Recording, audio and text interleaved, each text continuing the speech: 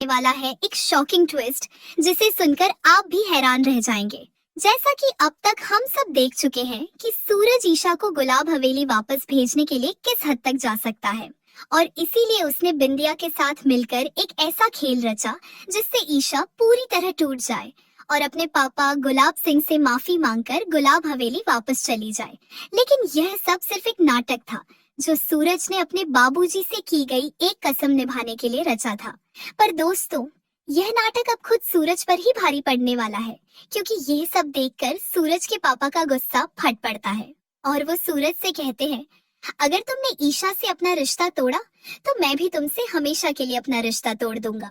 ये सुनते ही सूरज के पैरों तले जमीन खिसक जाती है, मानो जैसे उसकी सांसें ही रुक गई हों, क्योंकि सूरज अपने पापा से बेपनाह मोहब्बत करता है।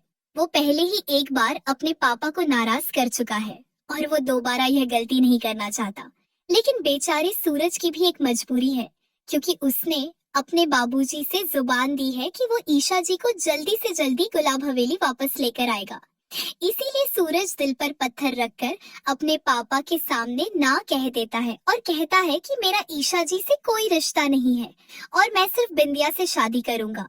ये सुनते ही सूरज के पापा सबके सामने उसका रिश्ता खत्म करते हुए कह देते हैं, तुम अब मेरे लिए मर चुके हो।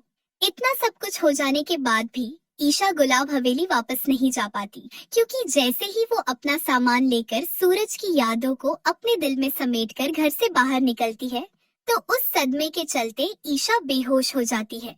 यह देखकर सूरज की यादों को अपने दिल में समेटकर घर से बाहर निकलती है तो उस सदमे के चलते ईशा बेहोश हो जाती है। यह देखकर सूरज के पापा तुरंत उसे उठाकर घर वापस ले आते हैं। यहाँ पर सूरज और बिंदिया का प्लान पूरी तरह से फेल हो जाता है। सूरज इस गलती के चलते हमेशा के लिए अपने पापा को खो देता है, क्योंकि अब यह सोचना कि सूरज के पापा उसे माफ कर देंगे एक बेवकूफी से कम नहीं है।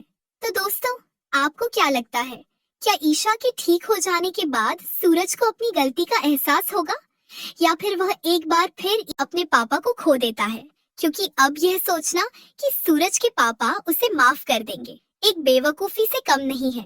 तो दोस्तों, आपको क्या लगता है, क्या ईशा के ठीक हो जाने के बाद सूरज को अपनी गलती का एहसास होगा, या फिर वह एक बार फिर ईशा को गुलाब हवेली वापस भेजने की कोशिश करेगा? अपना जवाब हमें कमेंट सेक्शन में जरूर बताएं। और अगर आपको यह ट्विस्ट पसंद आया हो तो वीडियो को लाइक करें और चैनल को सब्सक्राइब